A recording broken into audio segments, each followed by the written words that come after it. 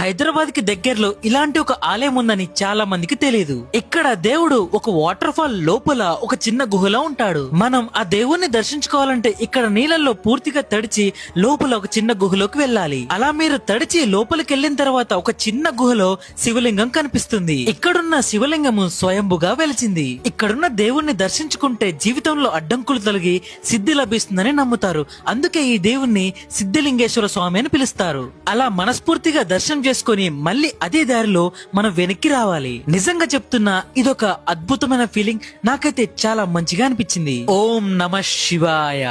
ఈ ప్లేస్ కి మీరు కూడా రావాలంటే హైదరాబాద్ నుంచి 150 కిలోమీటర్స్ దూరంలో కర్ణాటక బోర్డర్ విలేజ్ అయిన చింతనహల్లి అనే విలేజ్ దగ్గర ఈ ఆలయం ఉంటుంది.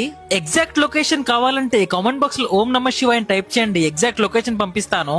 ఫుల్ డీటెయిల్ వీడియో నా యూట్యూబ్ ఛానల్ లో ఉంది, చూసేయండి. ఇలాంటి మంచి కంటెంట్ కోసం నా ప్రొఫైల్ ని ఫాలో అయిపోండి.